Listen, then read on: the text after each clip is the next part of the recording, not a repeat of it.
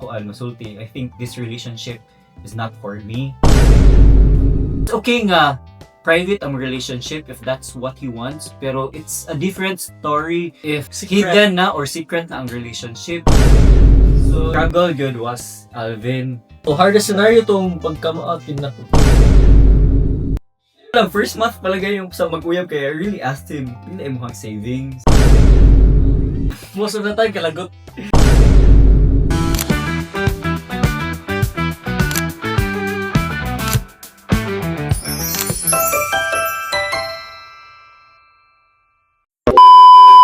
For the first time, we'll do a Q&A vlog. So we'll read some Q&A questions from our followers. So nowadays, take Messenger channel, RamVin's fam. So if you're not a member yet, please join. Kay you can ask questions and we also post there mga real-time updates. Sige, let's start. First question. How do you manage to fall in love with each other over and over again? I think for me, kay it's the little things. Little things gani every day you do for our partner. So ako kay every morning I make coffee for Alvin. Kani si Ram, everyday masani siya maningil og asa ko nimo i-date. So kuan as much as possible kung unsa iyang request, kung unsa iyang ganahan kaunon, ako ang lutuon for him, usay kung maningil siya date, mga tulog gawas, niya or mulabang na sa atbang sa El Corso, may mall ito nga naay bridge na, so dali lagi kay siya mo kung mag-dine out me dito ra gid mi. Simple lang gud, basi dili lang gud ka sa fancy restaurant mag-dinner or mag-aon kay buyag mga contented naman ni si Ram, basig ko simple things, dili lang kailangan fancy restaurant may mga on permit, no, diba? Like we always make time for each other. Na times nga kanang same lang ang mga buhatonon, other times kay something new for us. So we explore together. To make new cafe or new restaurants, no? Sige, next question from Ramel Tanyamor. How do you maintain love while still keeping things fun on the side? On the side, in the side, at the side. Inside the side. Guni si Ram ang good. Seryoso ni siya pero along the way na kita na nako yung asa yung kiliti ba. Labingon na gini siya. So si Alvin kay naturally funny sa ni siya. So next times nga funny ni siya, next times nga kalagot. Most of the time kalagot. Bitaw funny na siya ganun. Si Au ba na person and mo na yung makapalitan sa muang everyday lives. Unya, as what we mentioned, kay we always try to explore new things. So we go to new cafes. Even magtambay lang mi sa mga sa mga malls or sa mga IT park. Nga rin kami chika-chika kasi kami rin pa. Nagagi ko yung per me or someone mabuhi kami or happy kami kanang sa ko yung duha. We treat each other as best friends. Mansan yun. Makashare with me almost anything ba? Tino. So ang next question is from Carl Justin Isanan. What's the hardest scenario that you've experienced in your relationship? I think ang more coming out ni Alvin ang first scenario. So just a background kay ako kay gikan ko mga long-term relationships and my previous relationship kay was a bit open. So kanang openly post for me on our social media. So ang struggle good was Alvin. Yeah, kay ako I came from a Chinese background, Chinese family, so dili pag kaana fully accepted ang being people belonging to LGBTQ na family na members. So lagi. Although known siya sa Maya community nga bayot siya.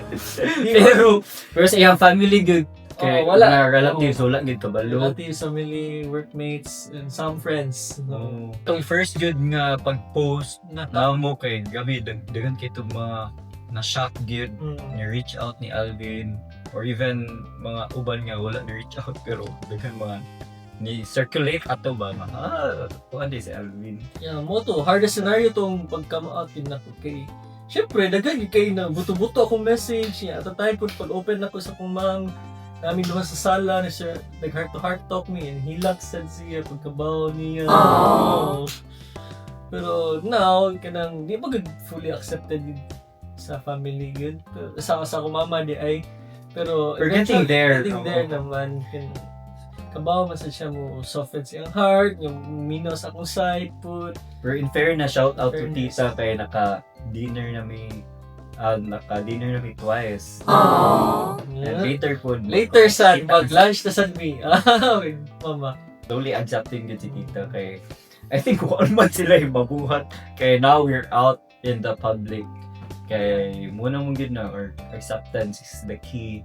At the same time kay we also compromise nga dili jud nga ka vulgar ang mga post, content. So we take it easy. We have a responsibility one side as content creators nga lagi may mga boundaries pud. To set also a good example to everyone no kanang belonging to our community. Hindi na punta nagay po ang respect ba sa ato ba dili ta basta-basta lang bastuso nila kay abig ingon ani ta nga person kay na sila right mo judge na to. Pero muna we as much as possible we try to educate people gani kung unsa gid ang ato ang point of view, di ba? Sa amo ana you do you guys. Sa inyong ganahan mo katon in life. Okay, you do you. Next question. So, wait. Wala na to pag-overcome. O ano good guys, di ato sa i-share nga naabot sad sa point si Alvin nga ni out siya kay ako ang mag-love language good kay as a social media person kay at first okay na gud to nga di niya i-share akong mga stories amo ang mga photos together kay internal documentation lang or at times nga ako mag-post pero di niya i-share. Okay na to at first pero eventually after a few weeks or months kay lain man sa feeling di ay nga ako ra ang open nga sige ko out nga sige kung kuan ba doubt sa akong kagalingon nga dali man sad siya fair. Ang akong feeling sad ato kay it's okay nga private ang relationship if that's what he wants pero it's a different story if hidden na or secret na ang relationship. So dagan na mga overthinking and mga anxiety and mga past traumas nga hello what if kuan ganang nay mo duol ni Alvin so he could just say nga yes I'm single yes I'm single or I'm just dating or wala na may nag-date na person na siya ultimatum ba nga if dili pa gud niya makuan masulti I think this relationship is not for me kay lain man gyud I have to be honest with myself man sad. So in fairness and I'm really grateful nga eventually ni kuan gud si Alvin ni take gud siya serious without guilt tripping me nga kuan man hindi ko out kanang Chinese committee. He had all the reasons and those reasons are valid but he chose to overcame them for love. Thank you, me. Sure. Pero nga naka-amazing ba ang love gani? Gagawin ang lahat para sa taong mahal mo. Basta na amo ang naging mga advocacy post about coming out, about mga homophobic gani kay dili ba agad sa yun ang mga gipang-agian sa mga tao and I'm lucky nga ako ang family kay accepting and eventually buton kay family accept good wholeheartedly si Alvin like it treats good as family especially Tita Marita family. Yes and actually yung mga igsuon po ni Alvin and mga in-laws kay very accepting sila gyud kanang reach out gud they wanted to meet me lagi so curious sila meet ka excited sila tung sa una no 1 and 3 months family Alvin pero na-meet na gud ako yung family good and thank you B for doing that for me. Sige, next question. Sige guys, this question is from Dar Rosales. So, sinong nangligaw? Ang haba ng hair. Pero, ako I formally courted Alvin. I asked the question and it was my first time to ask a question. That question will you be my boyfriend? Will you be my partner? It was the first person that I did that for. Pero ako una namira niya. Kasi yung may nag-initiate. Ako yung the moves niya. So, ako to get timing, I really plan pag-commercial ka ng proposal gani, but for partnership lang. So, partnership? And why ito, New Year's, ako yung timing nga New Year, na fresh start, manggod siya. So, my previous year that time, kay dili manggod, nindot, it was the same year nga I broke up with someone ba. So, I wanted that year nga, tato lang, or i-close ganito na chapter. So, moto nga, at the same time, kay I didn't want to prolong gani nga wait for a few months after New Year nga mo-court pa niya. So, muto ako git timing yun nga, January 1. So, May pasabog si RamVin's Silita. so free fireworks na among every anniversary. So, that's a tip, guys. So, if kuha pa muna po sa situationship, kay pamuyab na mo ko New Year. Kay para dili malimtan at the same time free in fireworks. May pamutok. May pamutok sa loob. Hoy! Okay. Joke. So ako nag-court niya, it was really a memorable one. And thankfully, he said yes. Aww. Yes na lang. Oh. Ano siya yung mabuhat eh, grand gesture man, guys. Okay, next question na ta is from James Alidon. Any tip para magdugay ang relationship, especially LDR? Okay, so ato na ikuan kay mga tips sa pagdugay og relationship is one thing. Tips sa pagdugay og relationship while like LDR is another thing. And for us ni Alvin, based on our previous relationships and experiences, kay LDR is not for us. Like kay lisod lahi magud og love language ang per person. So amo important man amo ang Physical touch o kanang quality time. So mo na lisod kayo gani kay aside sa lagyo mo, lisod po mo kita, gasto pag yun. Effort sa kayo ba? Example mo fly in, fly out or nga na gani. Don't get us wrong kay basig na mo gyud uban couples nga mo work for them ang LDR and Indot siya, work siya for a certain period of time lang siguro, like example temporarily lang mo LDR lagi months lang, pero mag years lagi medyo ano siya druggy nagi kayo.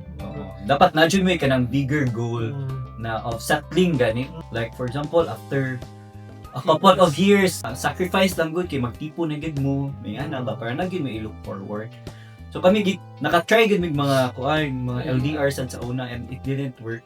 So siya katsuway sa kaduha. Kaduha from Manila. Siya sad ka-try ko kausap pero dating ra to and mo to giingon nga gasto gyud mo fly in fly out every week. Effort sad. Pero I think for us in general kay dapat na lang gid mo i-look forward nga okay, this is just a sacrifice. This is just temporary gani. Next question is from Teo Balbero. Sino ang unang nanlalambing pag nag-aaway kayo? So, the question as may lain. By default si Alvin. Kay by nature sad kay short-tempered good ko. Yes, Alvin is very patient. Okay, pero at least si Ramang good maka-realize din siya kung sayop niya or naa siya ikanang self-realize din niya ba nga mo sorry sad siya na yun or mo approach siya na yun ako na uy sayop ko sorry na yun, at least kuan siya self-aware. Musta na mong ganahan sa kanina relationship. I'm thankful nga we met at the state of our minds kay kanang dagan mig na-carry nga lessons kini sa mga previous relationships. So we now know how to communicate better. So if naay mga away kay ma-repair dayon na mo dayon mastoryaan man dayon din man dili man mi ka ng conflict avoidant kani as much as possible we try to resolve dayon the problem, not immediately, siguro mga few hours after, pero to give time gihapon ba kung maguna-una ka kung sa imong sayop or unsay dapat buhaton pero dili gid mapanako pag ang problem lagi. I used to be a conflict avoidant, like grabe gid kanang sa una kanang dili na lang ka mo share gani maghilom-hilom na lang ka, mga quiet quitting na lang ka yung anak gani no. But kana man good mo na mong na-learn nga duha ang effect ana. First kay eventually you will lose yourself kay grabe kay kag kanang kim-kim gani, you carry the anger makita na feeling. Second is your partner never knows what's going on in your mind. In your mind and sa kanang inyong relationship. Nya ma-feel mo na ang kanang silent treatment. So in a way it's breaking you apart Sige. slowly. Butog yun mo duha. So if nagyoy mag-away balik kay diha na kanang mura siya bumba ba nga. Anong ba o kanang kuan na balik ko na tanan pass nga sayo. Agian gyud na mo sa first few months among relationship, mga first 3 months. Dito nagawas tanan and we're thankful nga nagawas ay tanan during the first 3 months kay dito na mo na-learn unsaon pag-communicate based on our personalities. Nagid may same goal nga you want the relationship to work. Yun. And for that to work, we have to communicate. Dili gid mo ipugos nga di gid mi matog nga dili mag-away. So ako kay usahin makapuyan man gid ko. I have to rest my mind. I have to calm my mind ba before I talk. I have to be tactful sad ba. Dagan kasi ng storya guys, no? Kuan minalita din ang storya. Lagi sa mo real kasi may kuan kailan Kung may Bad mga pa cop. sa real, pero sa personal, kay sa personal. same bro. Same. Next question na ta. What was your first impression of each other? From Renalyn Merto. Before we met, yun something happened to us. Kay dugay na mi acquaintances, kay barkada niya ako ang cousin. Cousin, Shout out to oo. Karen. Papuhan ko niya. He's not really my type. Na type good nga kanang ganahan gid i-pursue ba. Pero papuhan ko niya. Ako first impression sa ni Ram is kuan siya. Tugyod ko na kuan sikat na mi siya daan sa una pa kay with Subu PH, yan ana siyempre model so tuo ko nga art ni siya nga snobbish niya sa real in person dili man di ay putan man di siya friendly. Yan na starstruck yun ko po pag meet na ko nga first niya kay gamay kay now oh hugis bigas parang silay sa soberano. Bianca Umali. Ako pag-ibig Muna yung iya kong gibira when he had the opportunity. Yeah. Dirham na ni Mickey. May ganyan yung pambira sa Next and last question nata is from John Hill Casimero. What investments can you advise to couple? Starts with small investments if pwede. I love this topic. Basta mga kuan, financials. Usa sa akong ganahan sa among relationship ni Alvin kay we are really open sa among finances. So, Ay, wala lagi ko access yung bank account. syempre wala pa. Pero mo to pag kuan pa lang first month palagay yung sa mag-uyab kay I really asked him, pila imong savings? Mo ba? Or Of course, I think before pa to, when we were dating pa. dili oy, kita na. Kita na, so nag-ask gid ko niya nga, wala mo hang savings and okay. Kana mo matter good for me. Wala. And para kibawasan me how we move forward gani as a couple. So it's very important for couples to lay down all your cards. Like you have to know each other's pila ang ilang savings, pila ilang debts, and unsa ilang financial literacy, and unsa ilang goals, short-term goals or long-term goals sa finances. Kay unsaon yung pag-work o investments if wala pa mo kibaw asa mo magsugod. So what if wala din may savings, or what if na may savings pero na may mga debts? So kanang you have to know each other's finances. So, say goal yun yun. For example, kung short-term goal lang, for example, we will save for our future travel for the next year. So, pwede mo digital banks lang who offers higher interest rate. Karon, I think Atonic ug ang Maribank kay dako ang interest rate. Okay siya for short term, less than 1 year. Kung ganahan po ka na yung goal gani as a couple nga mo build mo home or house together, so pwede po ta long term like mga time deposits dagko pa ng mga rates sa banks. Yeah, also naapod ni katong na-discover katong MP2 si Ram ang nag-introduce na po ana sa pag-ibig MP2, so dako siya pero lock in imong money for 5 years. So ang interest rate ana mga average og 7% per year.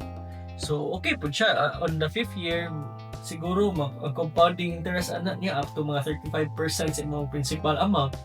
So, okay so siya kung for example palitin mo balay inyo sa time deposit para on the 5th year pwede na mo makapalit og kanang down payment baron or kanang 50% at least mo grow inyong money ba. no? For me, if you are really serious about starting to invest, kay you have to take time to be financial literate.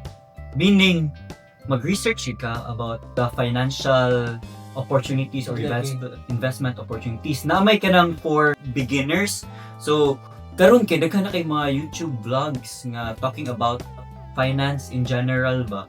So, na si Chinkita, na si Jack Robert. Jack artista na. Si Jack Ako man ang kuan, husband. si Jack Reyes. Ako ang ganahan kay si Ramit, kanang international na siya, anaya siya sa Netflix. Kuan nasa Facebook si kuan. Familiar man siguro mo ani katong author sa Rich Dad Poor Dad si Robert Kiyosaki.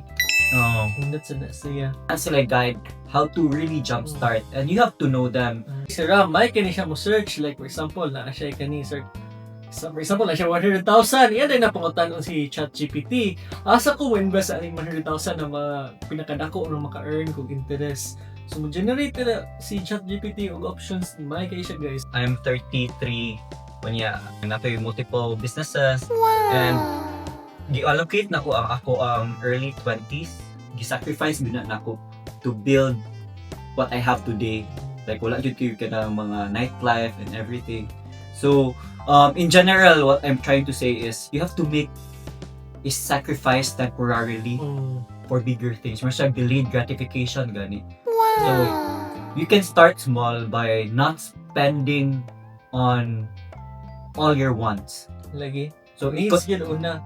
needs good. For example, imong monthly income 100,000, mo allocate yun ka at least mga 60% ana gid. Una ginang misud sa savings. Sa savings or right? investment. Remaining 40% mo na gid imong i-budget, including na imong needs and wants. As much as possible, limited lang yun kay ang wants unta gid. So lahi man gud ang scenario of each and every Filipino, but I hope na naagya pud mo yung spare gani for savings sa inyong monthly na ma-receive.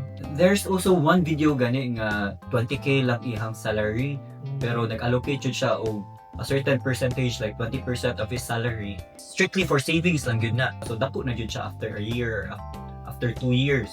So dito na to siya nag-start to invest. Kaya if you have savings, kay investments, kay digital banks, mga MP2, Time deposit sa banks, nasa mga bonds. But so daghan yung mga investment opportunities, and para hindi ka overwhelmed, kay you really have to research good. Lagi. Thank you. I think it's a wrap na. Alright, so actually, daghan pa yung mga questions, and we'll save some for the next Q&A nga vlog. So, if you're not a member of our messenger channel, this is the time, guys, so you can ask us anytime, even engage with us. RamVin's channel. I hope you learned something about us, or about sa inyong mga selves, or about financial literacy, and I hope to see you soon in our future vlogs pa, di ba? Yes. Don't forget to comment, like, and subscribe our channel. Okay, bawal na tayo. Love you guys. Thank you. Love you.